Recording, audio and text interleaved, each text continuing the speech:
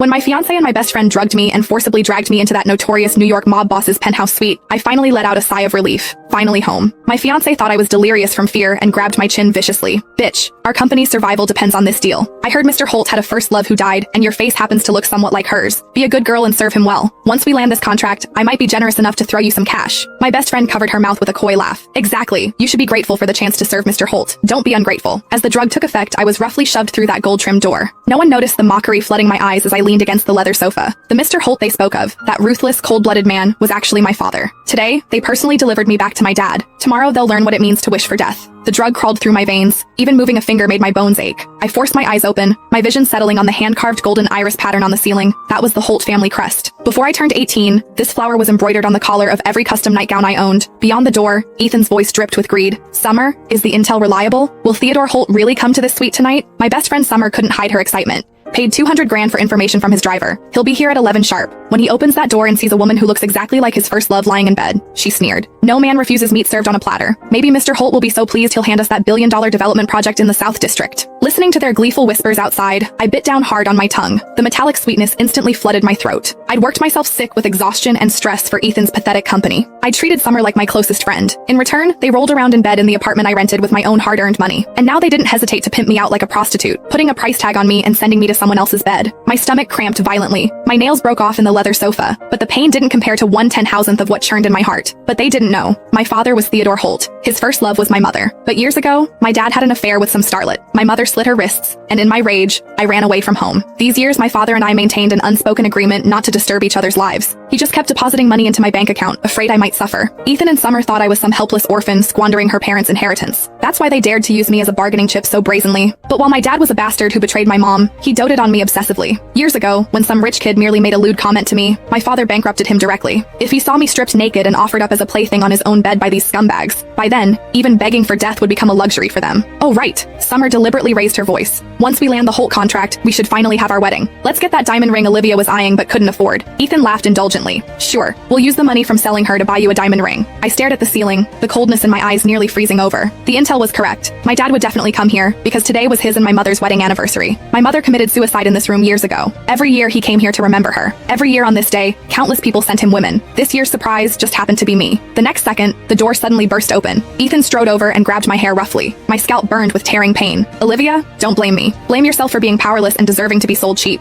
Tonight, even if you get screwed to death, you better make Mr. Holt happy. Powerless? I looked at his smug face and my lips curved into an arc. Ethan, you'd better pray that after tonight you can die with some dignity. Still talking back, Summer stepped forward and slapped me hard across the face. My